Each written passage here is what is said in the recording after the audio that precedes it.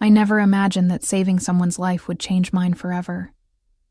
But that's exactly what happened on that rainy Tuesday night when I found him slumped against the brick wall behind Santo's kitchen, where I washed dishes for 12 hours a day. The rain had soaked through my thin jacket, plastering my dark hair against my face as I trudged toward the bus stop after my shift. My fingers were pruned and raw from the industrial detergent, and the smell of garlic and grease clung to me despite the downpour. 3 more blocks to the bus, then 40 minutes to my apartment, if you could call that roach-infested studio an apartment. Just another day in the endless cycle of barely surviving. That's when I heard it. A strangled gasp, almost lost beneath the drumming of rain on metal dumpsters. I should have kept walking. In this neighborhood, getting involved meant getting hurt, but something in that sound, desperate, pained, made me stop. Hello? My voice sounded small against the storm.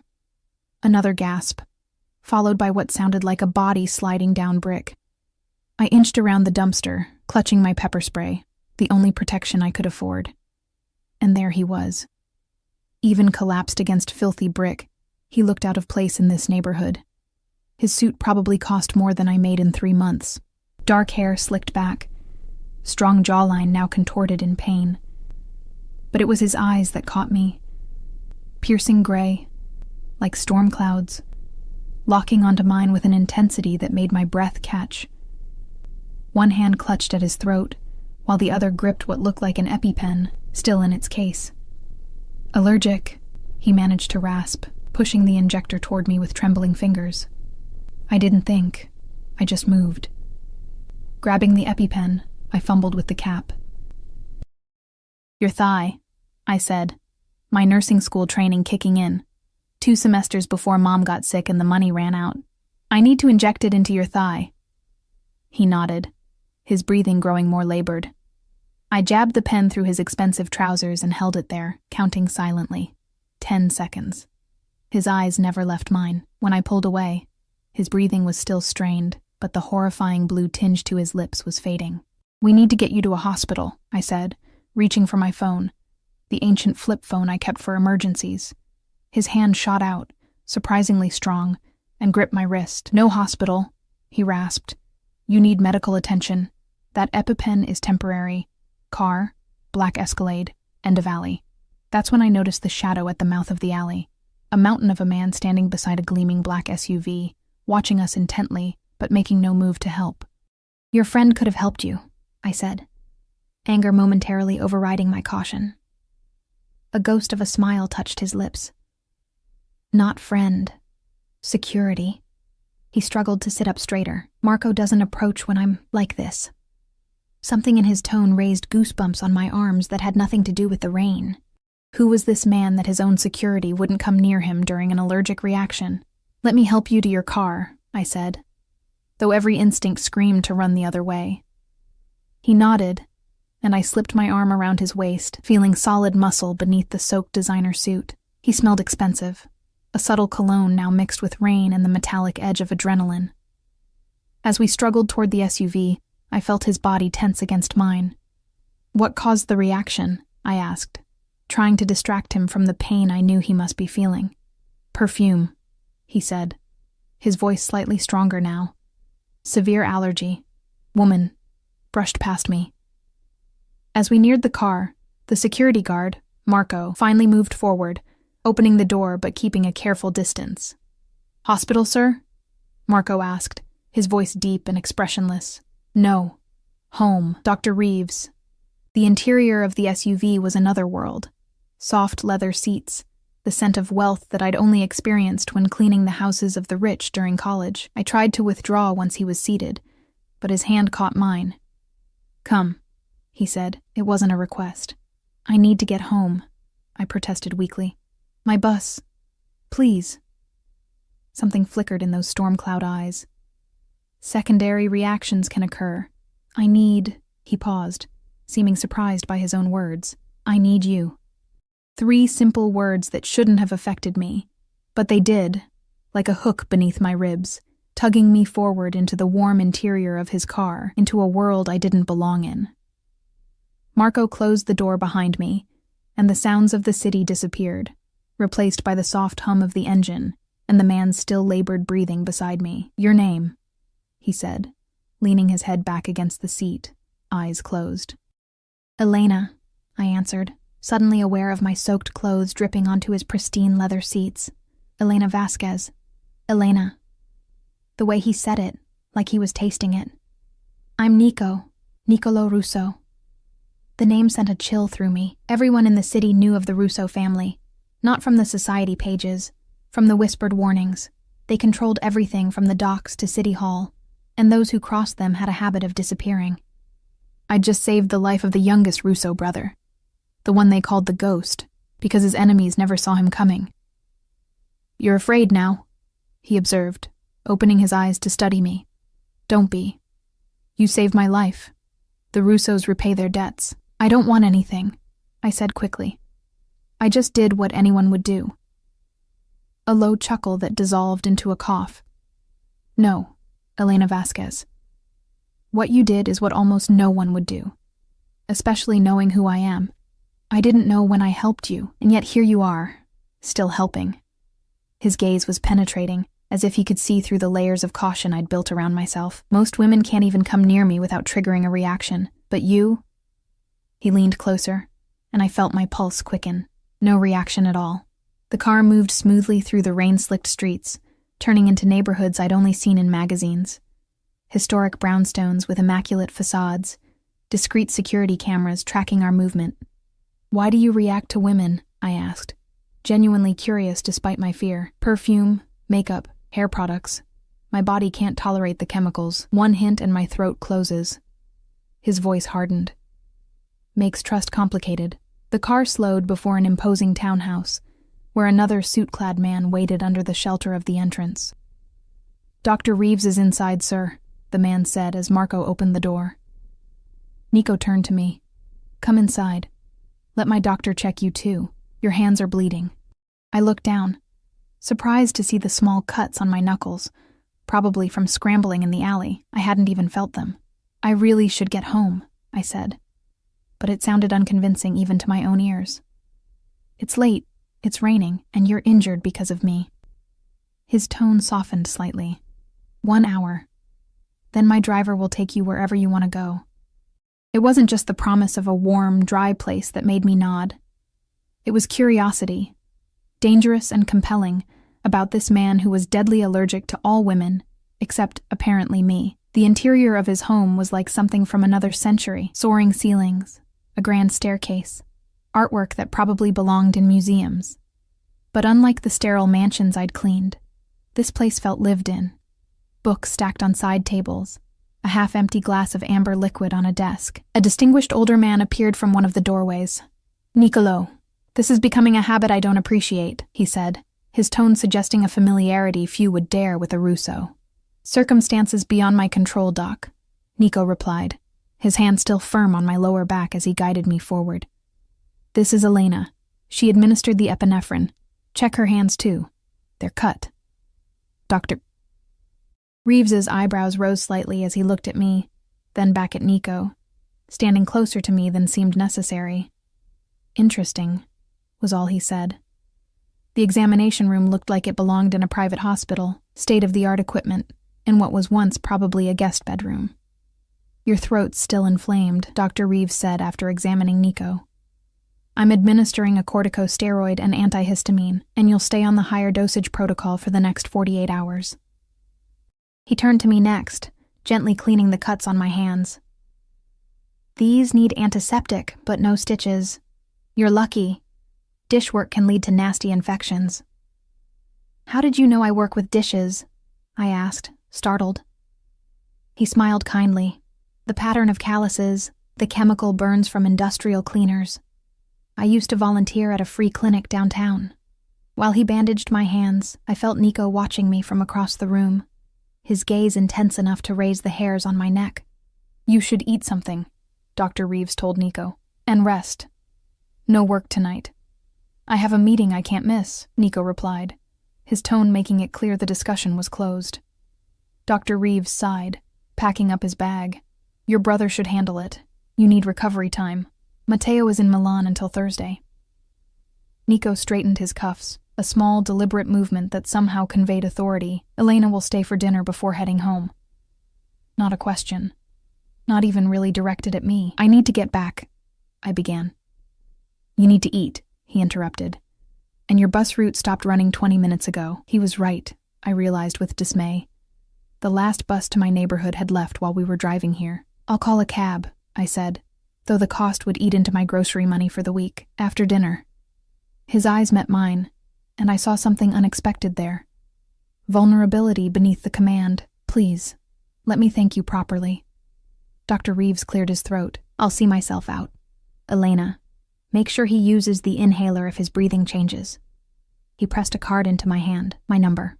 Call if his condition worsens. After he left, silence filled the room.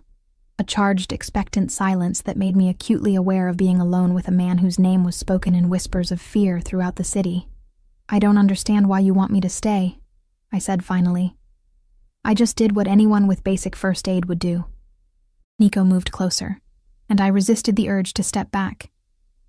You have no perfume, no scented products, nothing that triggers my reaction, he said softly. Do you know how rare that is, to be able to stand this close to a woman and breathe freely? I swallowed hard. I can't afford fancy products, just soap and water.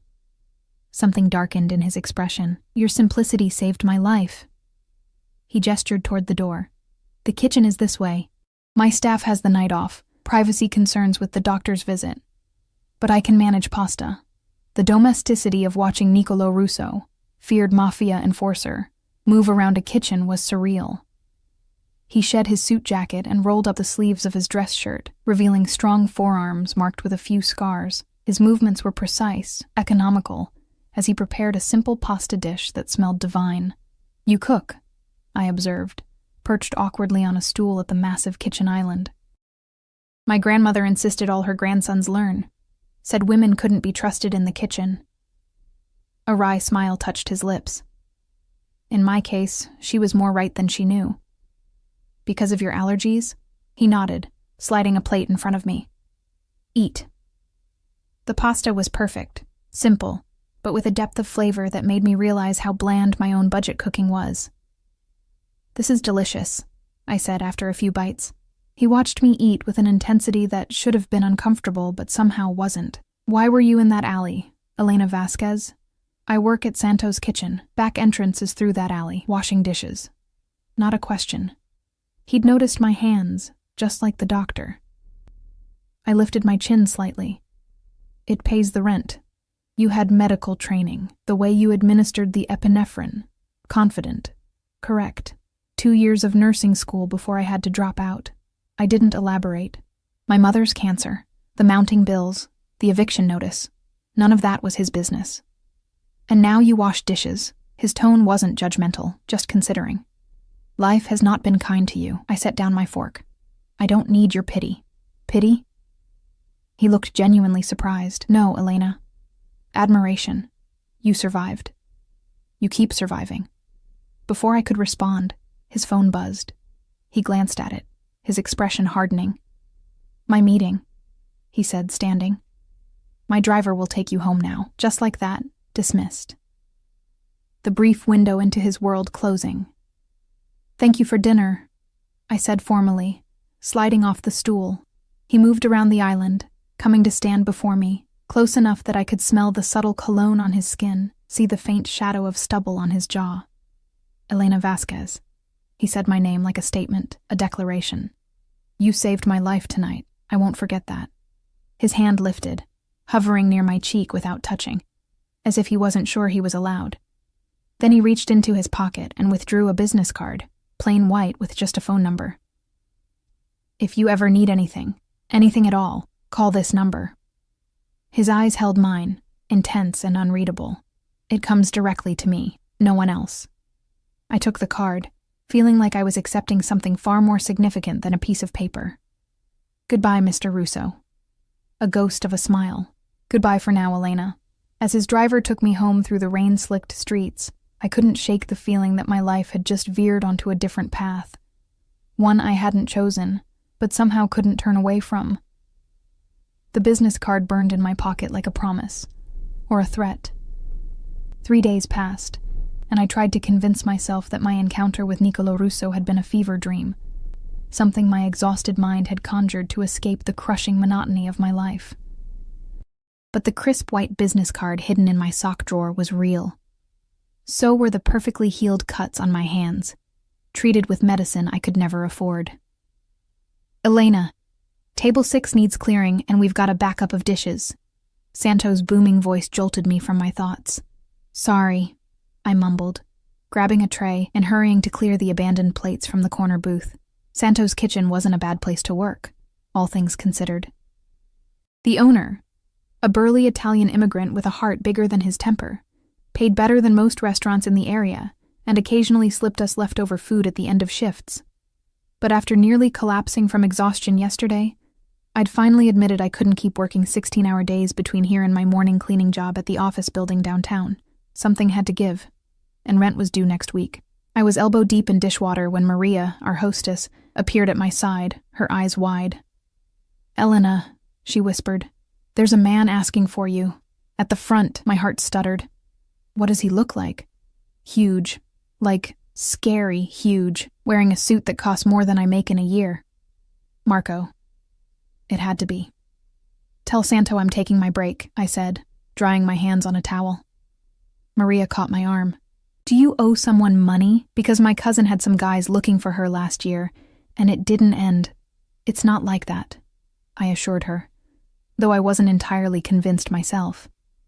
The man waiting by the hostess stand wasn't Marco, but he had the same dangerous stillness, the coiled tension of someone who knew exactly how to hurt people. His eyes scanned the restaurant continuously, one hand resting inside his jacket. "Miss Vasquez," he said when I approached. Not a question. "Yes?" "Mr.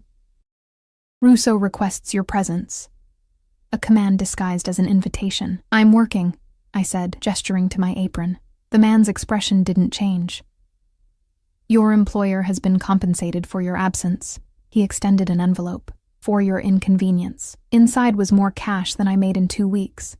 "Why does he want to see me?" I asked, even as I untied my apron.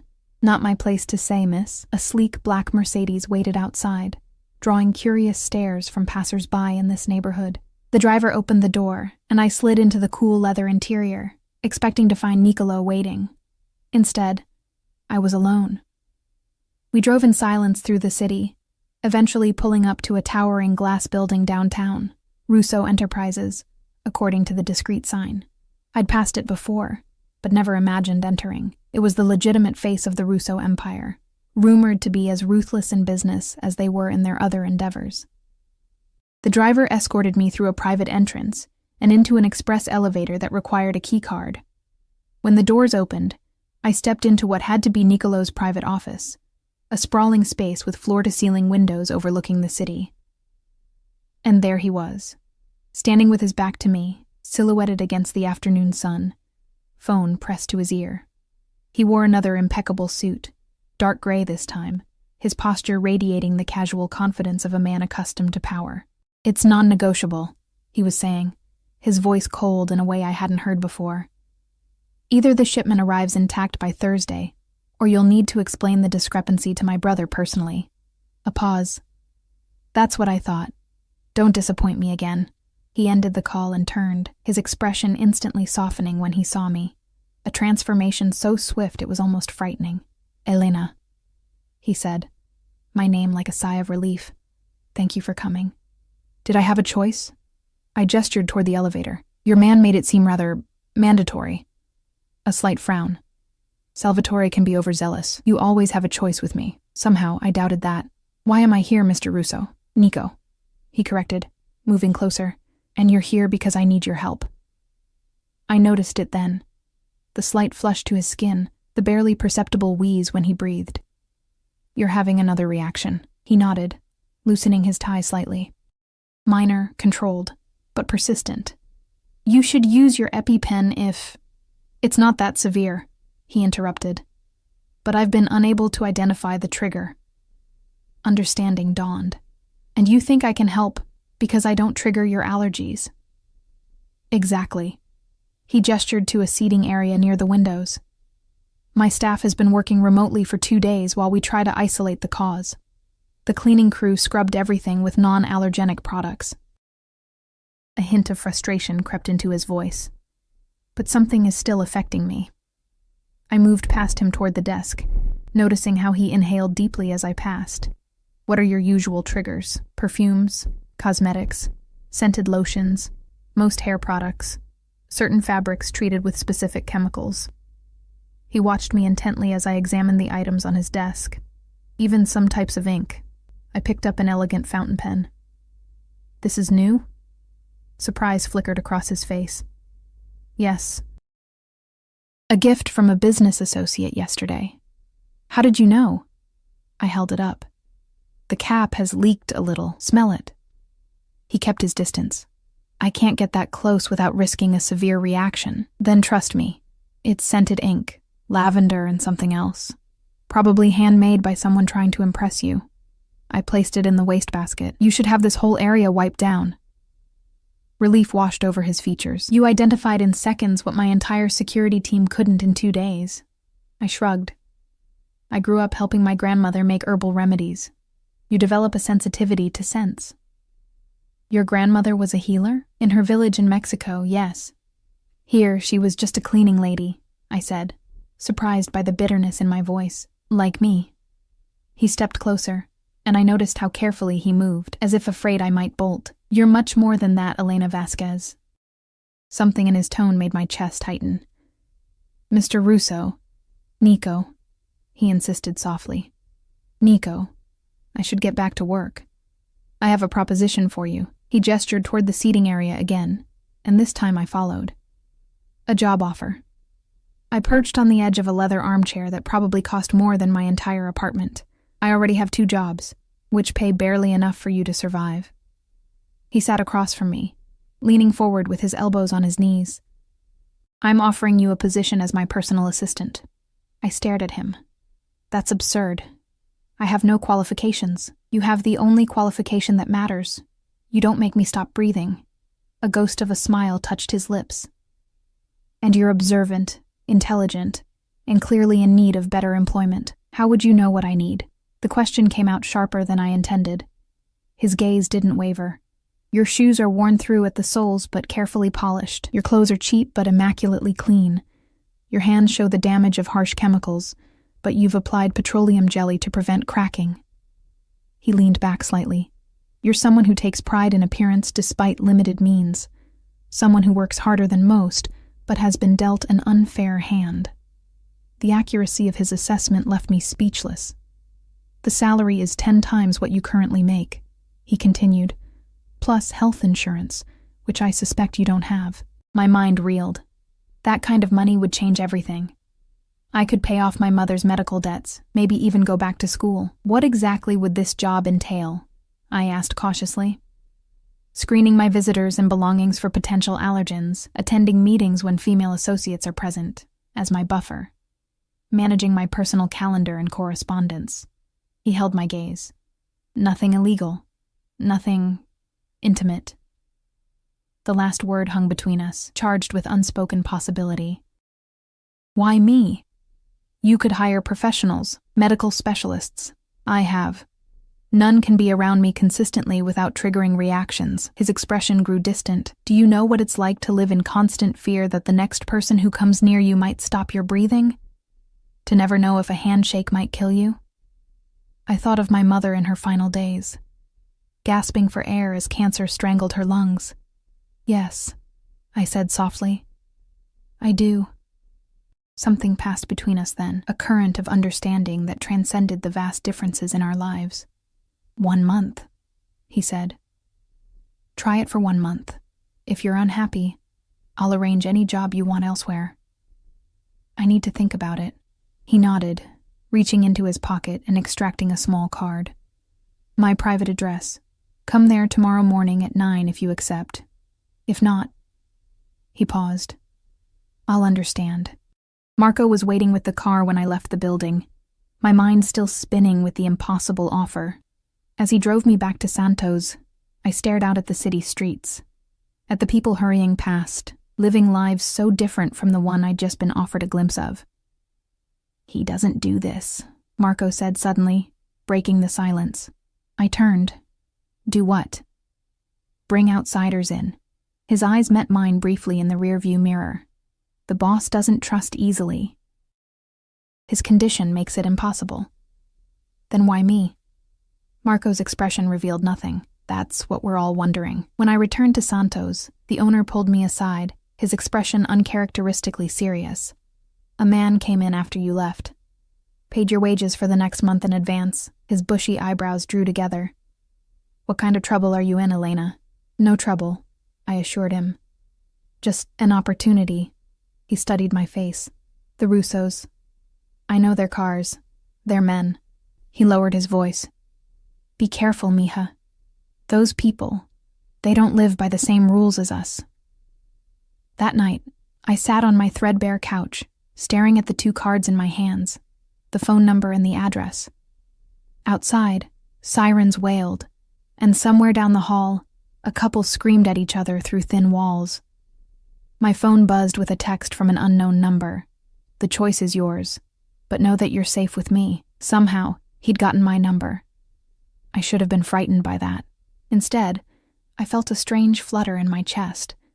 Something I hadn't felt in so long I barely recognized it. Hope. The next morning, I stood before my cracked bathroom mirror, examining my reflection. I'd worn my one good outfit, black slacks and a simple blue blouse I'd bought for job interviews. My dark hair was pulled back in a neat bun, my face bare of makeup. Not out of consideration for Nico's allergies, but because I'd never been able to afford more than the occasional drugstore lipstick. I thought of my mother then, how she'd worked 3 jobs to put me through nursing school, how she'd made me promise to build a better life than hers. Don't let circumstances define you, mija, she'd said, even as cancer ate away at her. Choose your own path. Was this my path? Working for a man whose very name made people tremble? At exactly 8:45, I knocked on the imposing door of Niccolo Russo's townhouse, my second-hand suitcase containing everything I owned beside me. Marco opened the door, surprise briefly flashing across his stoic features. You came, he said, stepping aside. I came, I replied, lifting my chin slightly. Where's Mr. Russo? In the garden. He's been there since dawn. Something like respect glimmered in Marco's eyes. He wasn't sure you'd accept. The garden was a surprising oasis of green behind the townhouse, a hidden courtyard filled with carefully tended plants and a small fountain. Nico sat at a wrought iron table, reading from a tablet, a cup of espresso at his elbow. He looked up as I approached, and the naked relief on his face made my heart stutter. You came. He echoed Marco's words, rising to his feet. I have conditions, I said, summoning my courage. A smile touched his lips. Of course you do. I won't break the law. I won't lie for you. And I won't be available for my personal matters. The smile widened slightly. Understood. Anything else? I want 2 days off each week, and I want a written contract. He gestured to a folder on the table, already prepared, including a confidentiality clause that protects you as much as it protects me. I sat across from him, aware of the surreal contrast between us. Him in another immaculate suit despite the early hour, me in my second-hand clothes, carrying my entire life in one shabby suitcase. Why are you really doing this? I asked as he pushed the folder toward me. There must be safer ways to manage your condition. He was quiet for a long moment, his gray eyes studying me with an intensity that made my skin warm. In 29 years, he said finally, you're the first woman who's been able to touch me without sending me into anaphylactic shock, the first woman whose skin doesn't make mine burn. His voice dropped lower. Do you have any idea how significant that is? I swallowed hard. It's just a medical anomaly, is it? He leaned forward slightly. Or is it something else entirely? Before I could respond, the garden door opened, and a tall, powerfully built man stepped out, older than Nico by perhaps 5 years, with the same storm-gray eyes but none of the restraint in his bearing. So, this is the miracle girl, he said, his gaze raking over me assessingly. Nico stood immediately, his posture shifting subtly. Matteo, you're back early. Clearly, Matteo Russo, the eldest brother and head of the family, moved closer, extending his hand to me. Matteo Russo, and you must be Elena. I shook his hand, acutely aware of Nico's tension beside me. Yes, sir. No need for sir. We're practically family now, aren't we? His smile didn't reach his eyes. After all, you'll be living here, in our family home. I looked at Nico sharply. Living here? That wasn't mentioned. It's the most practical arrangement, Nico said, shooting his brother a warning glance. For your safety as much as convenience. My safety? I echoed. Matteo laughed, the sound lacking warmth. Oh, little brother, you haven't told her? He turned to me. Once people know you're under Nico's protection, that you're special to him, you become a target. Matteo! Nico's voice held a dangerous edge. Enough, but Matteo merely shrugged. She should know what she's walking into. He turned to leave, then paused. Welcome to the family, Elena Vasquez. I hope you survive the experience. As the door closed behind him, silence fell over the garden. Even the birds seemed to have stopped singing. Your brother seems intense, I said finally. Nico's jaw was tight. Matteo has his own way of testing people. Is he right? Am I in danger? He met my gaze directly. Not as long as you're with me. Not a denial, I noticed. A promise of protection instead. The living arrangement, I began, struggling to keep my voice steady. I can't. You'd have your own suite, he interrupted. Completely private, with your own entrance if you prefer. His expression softened slightly. I'm not trying to trap you, Elena, but Matteo is right about one thing. Being associated with me comes with risks. I thought of my apartment, with its faulty locks and paper-thin walls. Of the neighborhood where even the police hesitated to respond. I need to get my things, I said finally.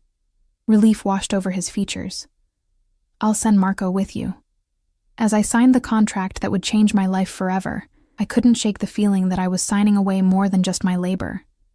That with each stroke of the pen, I was binding myself to this dangerous man in ways I couldn't yet understand. What I didn't know then was that Niccolò Russo had plans for me that went far beyond allergy prevention.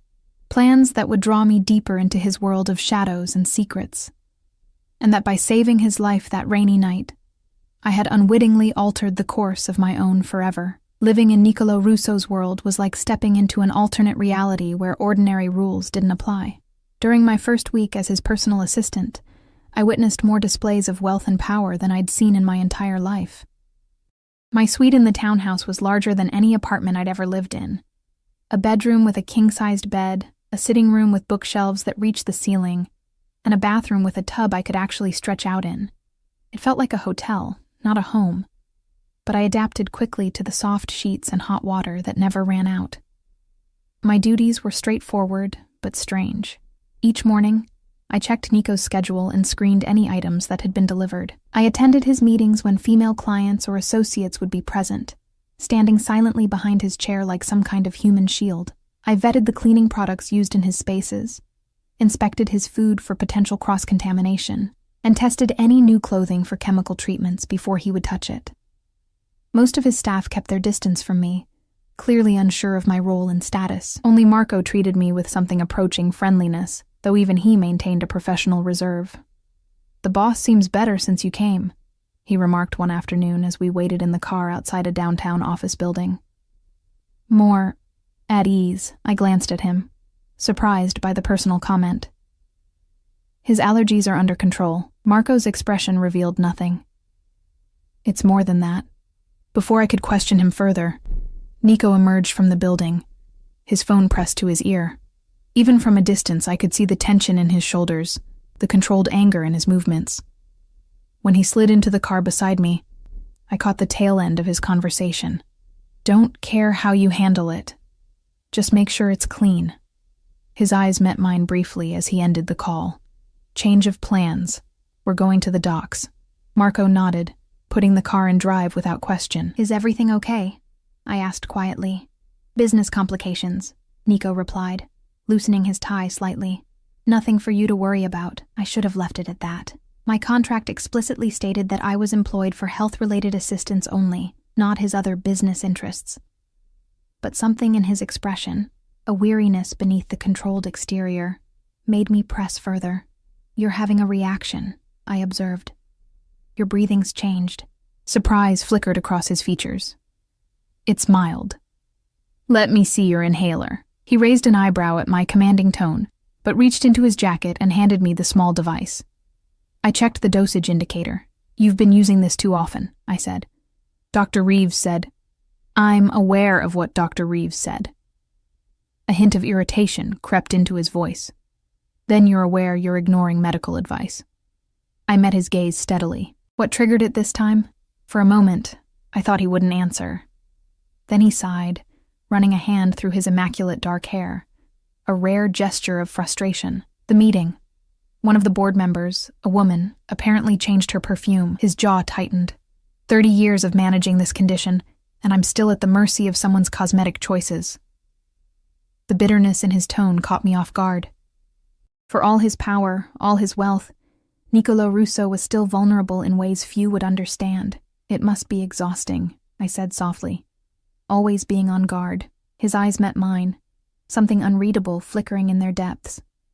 Yes, he said simply. It is. The car slowed as we approached the waterfront district, a maze of warehouses and loading docks controlled by the Russo family for generations. Marco pulled up outside a nondescript building, where 2 men in suits stood watch. Wait in the car, Nico instructed me. This won't take long. I nodded, but as he moved to exit, I caught his sleeve. Use the inhaler before you go, full dose. A ghost of a smile touched his lips. Yes, ma'am. Through the tinted windows, I watched him stride toward the building, flanked by Marco and the other guards. Even from a distance, his authority was palpable. In his posture, his movements, the way others deferred to him instantly. I'd been careful to maintain professional distance between us since taking the job. But moments like this made it difficult. There was something magnetic about Niccolò Russo. Something beyond his physical appeal or his power. A complexity that drew me in despite my better judgment. 20 minutes later he returned, his expression grim but controlled. He said nothing as the car pulled away, staring out at the grimy dockside streets with unseeing eyes. Bad news? I ventured. His gaze shifted to me. Someone made a miscalculation. It's been corrected. The coldness in his tone sent a shiver down my spine, a reminder of exactly who I was working for. Whatever had happened in that warehouse, I didn't want to know. That evening, as I organized his medication for the next day, Nico appeared in the doorway of my suite, something I hadn't seen him do before. He'd always been careful to respect my private space. I have a dinner meeting tomorrow night, he said. I need you to attend. I looked up from the pill organizer. What kind of meeting? Social. A potential business partner and his wife. He leaned against the doorframe, his tall frame filling the space. It would be helpful to have you there. As your allergy buffer? I asked, trying to keep my tone light. As my date. The word hung in the air between us, charged with implications. I don't think that's appropriate, I said carefully. He stepped into the room, his movements deliberate. These people respond to certain appearances. A man of my position, dining alone, raises questions. And a man of your position with his employee doesn't? A hint of amusement touched his eyes. In my world, Elena, that's the least questionable arrangement people might imagine. I set down the medications, turning to face him fully. I'm not comfortable pretending to be something I'm not. Who said anything about pretending? His voice lowered slightly, sending an unwelcome warmth through my body. You'd be having dinner with me, nothing more. Then call it what it is, a work obligation, not a date. He studied me for a long moment, his expression unreadable. As you wish. A work obligation. He moved closer, and I caught the familiar scent of his cologne. Subtle, expensive, now strangely comforting. Though I suspect others will draw their own conclusions regardless. I don't have anything suitable to wear, I said, grasping for practical objections. Already taken care of. He gestured toward my closet. The dress should arrive tomorrow morning. Hypoallergenic fabric, no chemical treatments. Of course he'd anticipated my acceptance. Men like Niccolò Russo weren't accustomed to hearing no. Fine, I said, trying to ignore the flutter in my stomach. But just dinner. Nothing else. Something darkened in his gaze. What exactly do you think I'm asking of you, Elena? The question caught me off guard. I just meant, I've never used my position to coerce anyone. he interrupted, a edge to his voice. "Especially not a woman. Despite what you might think of my family, of me, I have lines I don't cross, shame washed over me. For all his dangerous reputation, he'd never been anything but respectful toward me. I'm sorry," I said softly. "I didn't mean to imply—" "Yes, you did." His expression softened slightly. "And given your circumstances, I understand your caution. But know this." He stepped closer, close enough that I had to tilt my head back to meet his gaze. "You're safer with me than anywhere else in this city. Not because I own half of it, but because I've given you my protection." "Do you understand what that means?" I swallowed hard. "I think so." "No, you don't." His voice was gentle now, almost sad. "But you will." The dress that arrived the next morning was simple but elegant, deep blue silk that draped perfectly, revealing enough to be flattering but modest enough to be appropriate. Alongside it came a small box containing a silver pendant on a delicate chain, a small stylized wolf. The note simply read, "A reminder of my protection. I shouldn't have worn it." The gift crossed the careful boundary I'd established between employer and employee, but as I fastened it around my neck that evening, I couldn't deny the thrill that ran through me at the sight of it against my skin. The restaurant was the kind of place I'd only seen in magazines, discreet, elegant, with a view overlooking the city lights. As we were led to our table, I felt eyes tracking our movement, assessing, speculating. Nico's hand rested lightly on my lower back, a possessive gesture that sent warmth spreading through me despite my resolve to remain professional. "Everyone's staring," I whispered as he held my chair. "Not at us," he corrected, taking his seat across from me. "At you." I glanced around nervously. "Why?" His eyes held mine, intense and unreadable. "Because you're beautiful, and because you're with me." Before I could respond, our dinner companions arrived, a silver-haired man with cold eyes, and a much younger woman dripping in diamonds. I recognized him immediately from news coverage. Victor Mercer, a real estate developer with rumored mob connections of his own. "Niccolo?" Mercer greeted, his gaze sliding to me with barely concealed interest. "I see you finally found a woman who doesn't send you into shock." I felt Nico tense beside me, though his expression remained pleasant. "Victor, Mrs. Mercer, this is Elena Vasquez, my personal assistant." Mrs. Mercer, who couldn't have been more than 25, offered a practiced smile that didn't reach her eyes. How fascinating. And what exactly does a personal assistant to Niccolo Russo do? The implication in her tone was unmistakable. "I help him breathe," I replied simply. Nico's lips twitched with suppressed amusement as he reached for his water glass. Throughout dinner, I watched the careful dance between the men. The subtle negotiations disguised as casual conversation, the underlying tensions that occasionally surfaced before being smoothed away. Mrs. Mercer largely ignored me after her initial assessment, focusing instead on displaying her jewelry and dropping names of celebrities she claimed to know. "The waterfront project requires certain clearances," Mercer was saying, swirling his bourbon. "Clearances your family has historically facilitated, for the right partners," Nico replied smoothly. "Those who understand mutual benefit." Mercer's eyes narrowed slightly. "And what would benefit the Russos in this arrangement?" 20% equity, plus exclusive distribution rights through our shipping channels." A tense silence fell over the table. I kept my expression neutral, though internally I was reeling at the casual discussion of what was clearly not entirely legitimate business. 15%, Mercer countered. "Your family's influence isn't what it once was, especially with the Costello crew expanding northward." Something dangerous flashed in Nico's eyes, there and gone so quickly I might have imagined it. "The Costellos are a temporary concern." The rest of the dinner passed in a blur of expensive wine and veiled conversations. By the time we left the restaurant, the tension between Nico and Mercer had settled into something resembling an agreement, though I couldn't have explained the exact terms if asked. The night air was cool against my skin as we waited for Marco to bring the car around. Mercer and his wife already departed in their own sleek vehicle. "You did well in there," Nico said quietly, his breath forming small clouds in the chilly night. "Most people get nervous around Victor." "I work for you," I replied. After that, Mercer seems relatively harmless. A genuine smile curved his lips, a rare sight that transformed his face, making him look younger, less burdened. "You're not afraid of me anymore." It wasn't a question, but I answered anyway. "I'm cautious. There's a difference." His hand came up, fingers lightly touching the wolf pendant at my throat. The casual intimacy of the gesture made my pulse quicken. "Caution is wise," he murmured. "Fear is not." Marco pulled up then, saving me from having to respond. The drive back to the townhouse was silent, but charged with something I couldn't, or wouldn't, name. When we arrived, Nico escorted me to the door of my suite, pausing as I turned to bid him good night. "Thank you," he said, his voice low. "Your presence made a difference tonight." I barely said anything. "You didn't need to."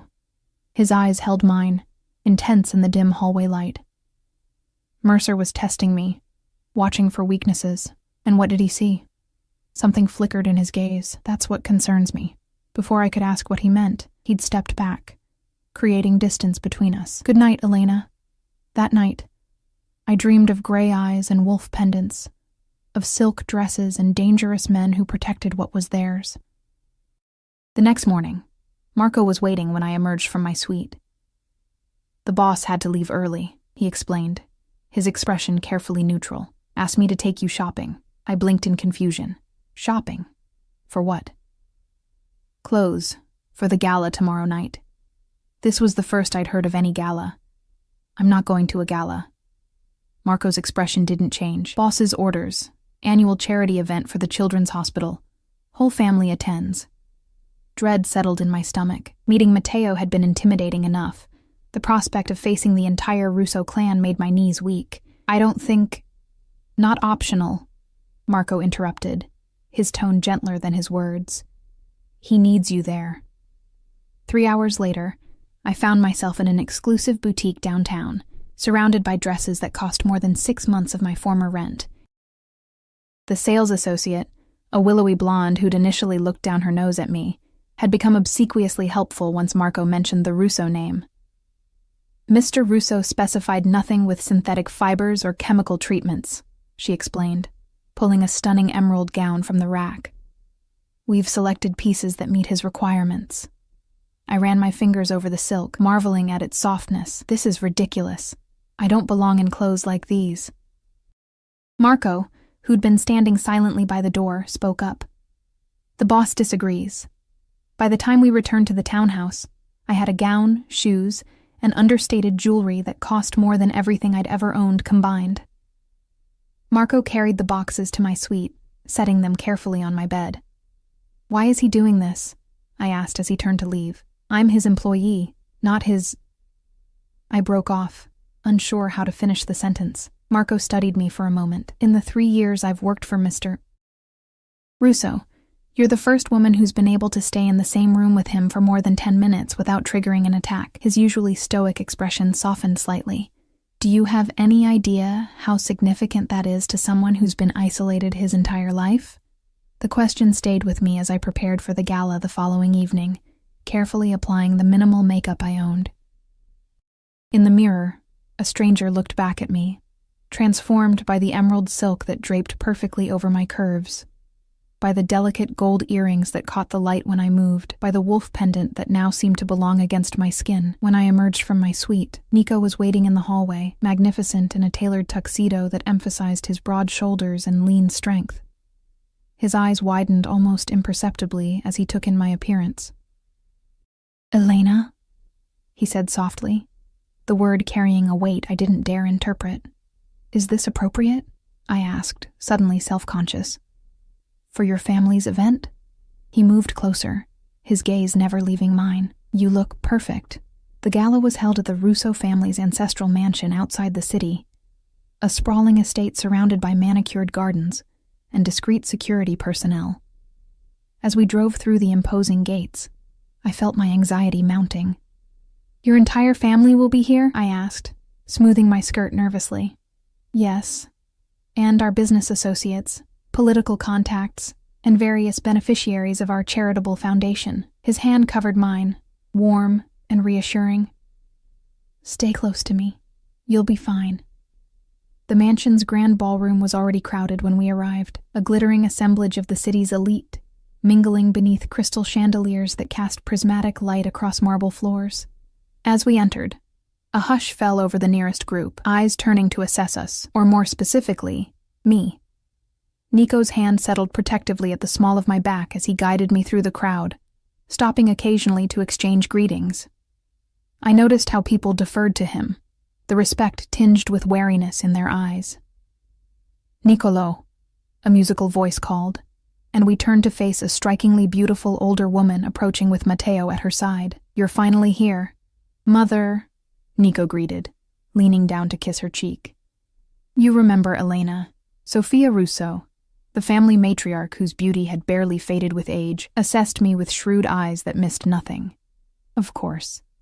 The miracle girl who doesn't make my son sneeze." Her accent was subtle but unmistakable, her smile not reaching her eyes. "How convenient.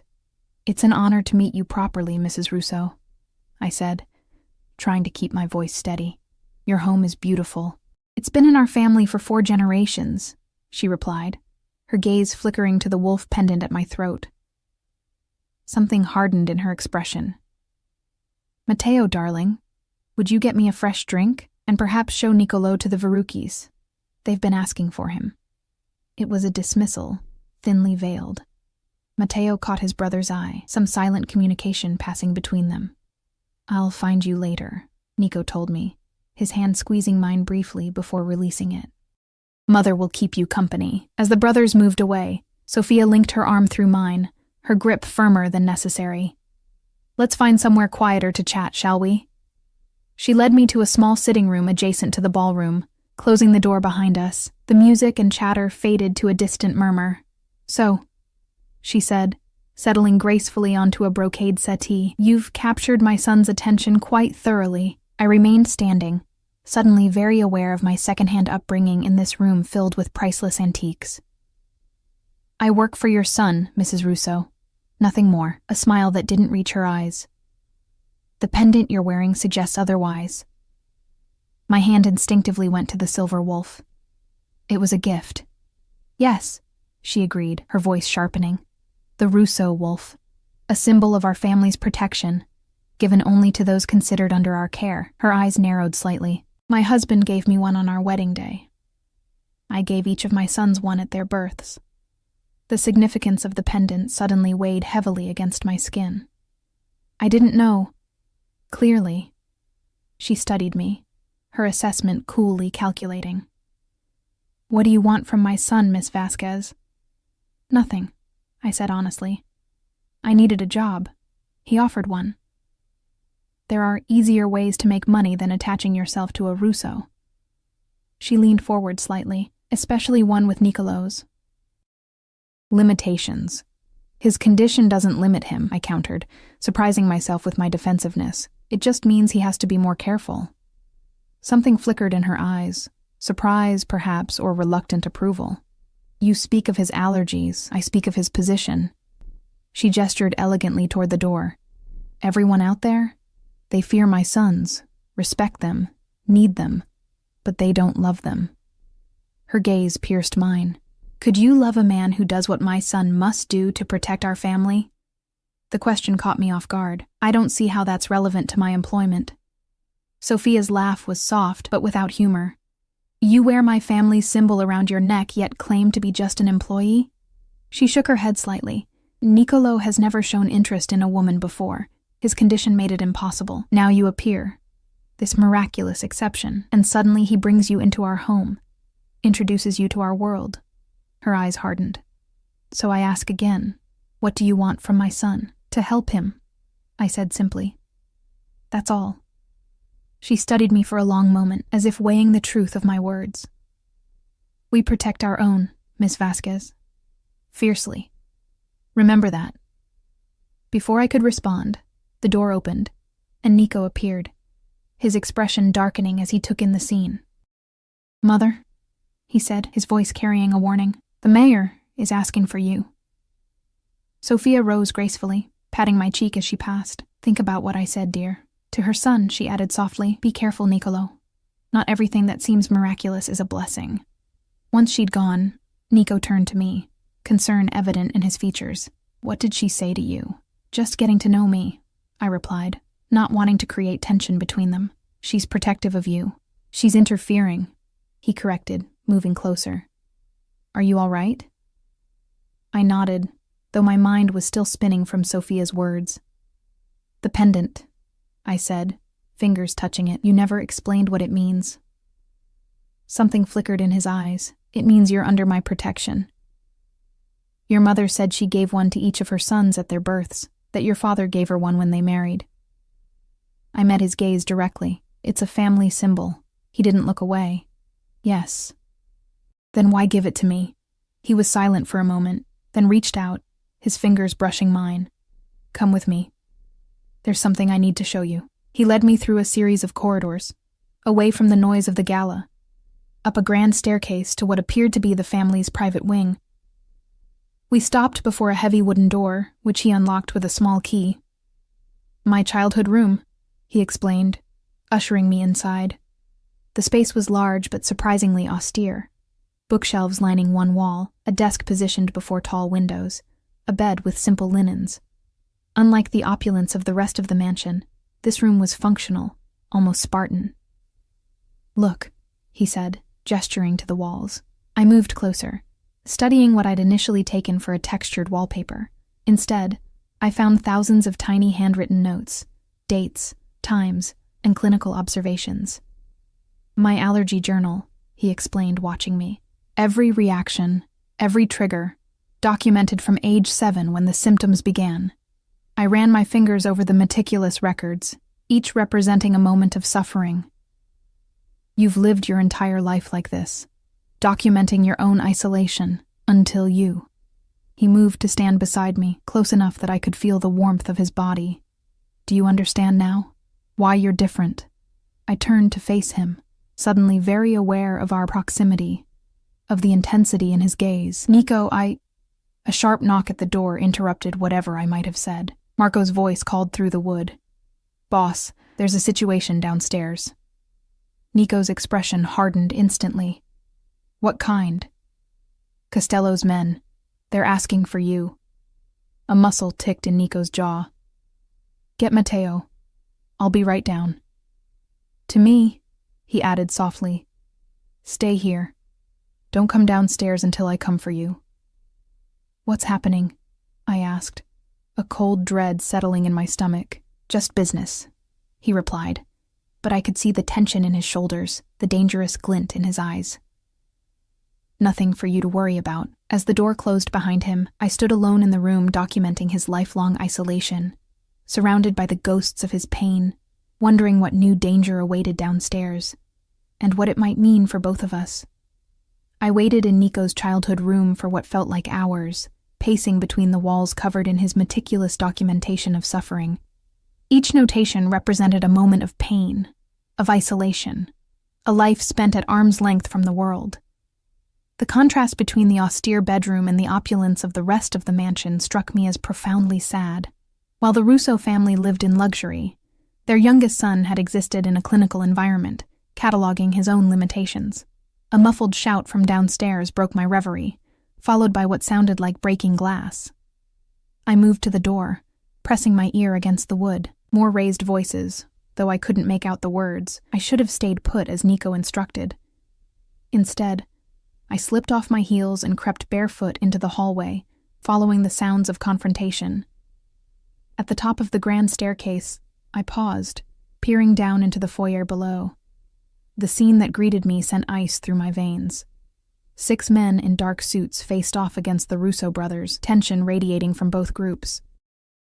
Matteo stood slightly ahead of Nico, his posture aggressive, while Marco and 2 other security men flanked them, hands resting inside their jackets. You have some nerve showing up here, Costello, Matteo was saying, his voice carrying easily in the marble foyer.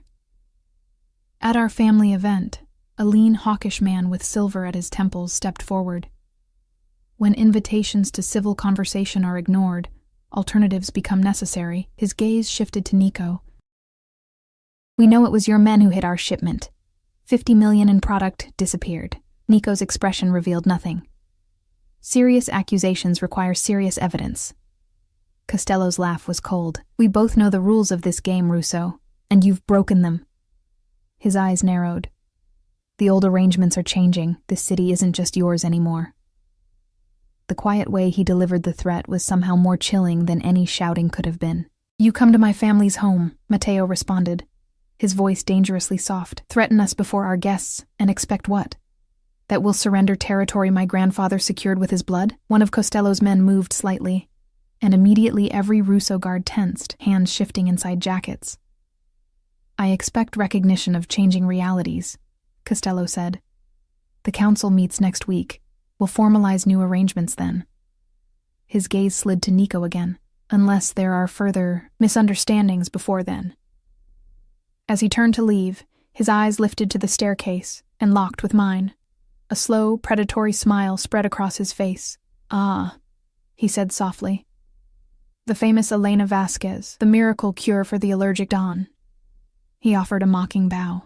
Your reputation precedes you, my dear. Every head turned toward me. Nico's expression transformed from controlled anger to something I'd never seen before, naked fear. Elena, he said, his voice tight, go back upstairs. But Costello was already moving toward the staircase, his men remaining in position. So this is the woman who doesn't make the untouchable Russo sneeze. He studied me with calculating eyes. Fascinating. I wonder what makes you so special. I felt frozen under his assessment, acutely aware of my vulnerability in the emerald gown, my bare feet on cold marble. She's under my protection, Nico said, moving to the foot of the stairs, placing himself between Costello and me. Under our family's protection. Costello's eyes flickered to the wolf pendant at my throat. So I see. He smiled, the expression never reaching his eyes. How fortunate for you to find such a unique assistant. The way he said assistant made my skin crawl. It was a pleasure to meet you, Miss Vasquez, he continued. I'm sure we'll see each other again soon. To the Russos, he added. Until the council meeting, gentlemen. As Costello and his men departed, tension lingered in the air like the aftermath of a storm. Nico took the stairs 2 at a time, reaching me with barely controlled urgency. Are you okay? He asked, his hands gripping my arms, eyes searching my face. I'm fine, I assured him. What was that about? Who was he? Nico glanced down at the foyer, where Matteo was speaking in rapid Italian to their security team. Antonio Costello, our family's oldest rival. His jaw tightened. And now he knows who you are. Why does that matter? His eyes met mine, dark with concern. Because he now sees you as a way to get to me.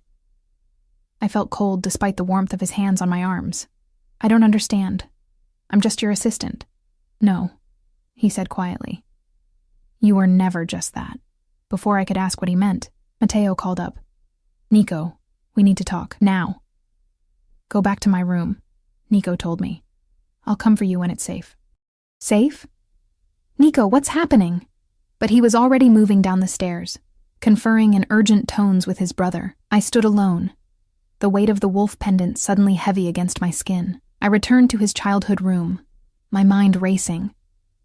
Something had shifted tonight. Some invisible boundary crossed. The way Costello had looked at me, like I was a valuable chess piece unexpectedly revealed on the board.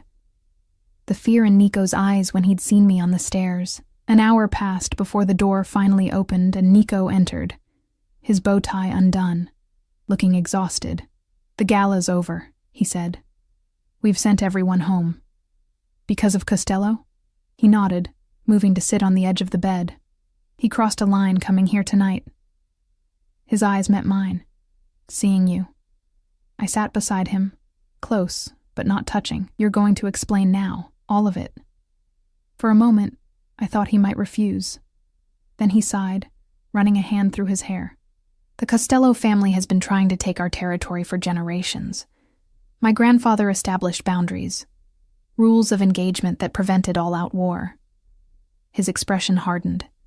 Antonio Costello no longer feels bound by those rules. The shipment he mentioned? A ghost of a smile touched Nico's lips. Let's just say certain items were redirected, a reminder of our family's reach. And now he's retaliating. Yes. Nico's gaze turned to the wall of notations. His lifelong record of isolation. My condition has always been viewed as a weakness by our rivals. A vulnerability to exploit, his voice lowered. Until you. Me? I don't understand. He turned to face me fully. Do you know how Costello knew about you? The miracle cure for the allergic don? Because word has spread throughout the organization that for the first time in my life, I can be near a woman without risking death. His hand found mine, warm and solid. That changes everything, Elena. How? I whispered, my heart pounding at his touch. In our world, succession matters. Family matters. His eyes held mine, intense and unwavering. My brother has 3 sons, but I've never been able to even consider a family of my own. My condition made it impossible to imagine. His fingers tightened on mine, until you. The implication of his words hit me with physical force. Nico, you can't possibly be suggesting. I'm not suggesting anything, he interrupted gently. I'm explaining why Costello sees you as valuable. Why you're in danger now. His expression softened. And why I can't let you go. Can't let me go? I pulled my hand away, standing abruptly. I'm not your possession, Nico. No, he agreed, rising to stand before me. You're something far more precious. Before I could respond, shouts erupted from downstairs, followed by the unmistakable sound of gunfire. Nico moved with startling speed, pushing me behind him as the bedroom door burst open. Marco stood there, blood streaming from a cut above his eye. They're back, he gasped. With more men, we need to move, now. Nico grabbed my hand, pulling me toward a bookshelf in the corner. He pressed something hidden behind a row of books, and the shelf swung outward, revealing a narrow passageway. Family escape route, he explained grimly. Used it during Prohibition raids. It leads to the boathouse. Marco handed Nico a gun, which he tucked into his waistband. I'll hold them here, Marco said. Get her to safety. The look that passed between the men contained volumes. Respect, loyalty, the possibility of final goodbye. If I don't call within an hour, take her to the lake house, Nico instructed. No one outside the family knows about it. Marco nodded once, then was gone. The secret door closing behind us. The passage was narrow and musty, lit only by Nico's phone flashlight. He moved confidently, one hand gripping mine, the other holding the light. What's happening? I asked, my voice sounding small in the confined space. Who's attacking? Costello, Nico replied grimly. He was testing our defenses earlier. Now he's making his move. For what? He glanced back at me, his face shadowed. For you. We emerged in a small boathouse at the edge of the estate, where a sleek speedboat waited at the dock. Nico helped me aboard, then untied the moorings. Where are we going? I asked as the engine rumbled to life. Somewhere safe. He navigated the boat away from the dock, into the dark waters of the lake that bordered the Russo estate. Somewhere no one will think to look for us. As we sped across the black water, I looked back at the mansion. Now illuminated by flashing lights, police cars, I realized with a jolt. The Russo family mansion, under siege. And I was the cause. The lake house was actually a modernist cabin nestled among pine trees on the opposite shore. Smaller than the mansion, but no less luxurious. Nico secured the boat and led me inside, activating a sophisticated security system as soon as we entered. We should be safe here, he said, moving to the large windows to scan the lake behind us. No pursuit was visible on the dark water. I stood in the center of the main room, still barefoot, still in my emerald gown, feeling utterly displaced. This is insane, I whispered. All of this because I don't make you sneeze? Nico turned from the window, his expression softening as he took in my disheveled state. Not just that, he said quietly. Because you saved my life that night in the alley. Because you've shown me a different way of existing in the world. Because for the first time, I can imagine a future that includes more than just survival. He moved closer, stopping just before me. I never meant to drag you into my world, Elena. I just wanted you in it. The raw honesty in his voice broke something inside me, some final barrier of resistance. Without thinking, I stepped forward and pressed my lips to his. He froze for a heartbeat, then his arms encircled me, pulling me against him as he deepened the kiss. Unlike any other man I'd ever been with, he didn't smell of artificial cologne or chemical-laden products, just clean skin, the subtle scent that was uniquely his. When we finally broke apart, his eyes searched mine. I've imagined doing that since the night you saved me, he confessed. I've been afraid to imagine it, I replied honestly. His hand came up to cup my cheek. I know my world is dangerous. I know what my family is, what I am. His thumb traced my lower lip. But with you, I can be more. Better. What happens now? I asked, leaning into his touch. Now we wait. Marco will contact us when it's safe. His expression turned serious. And then I end this threat permanently. For both our sakes. And after that, a smile, genuine, hopeful, transformed his face. After that, Elena Vasquez, we write our own story. One where I'm not defined by my limitations, and you're not defined by your circumstances. He pressed his forehead to mine. If you'll stay with me. As dawn broke over the lake, painting the water gold and rose, I made my choice. Not out of fear or necessity, but out of the love that had been growing since that rainy night when I found him gasping for breath in an alley. I'll stay, I whispered, the wolf pendant warm against my skin. No longer a symbol of possession, but of belonging, of finding home in the most unexpected place, in the arms of a man who, against all odds and allergies, could finally breathe freely with me beside him.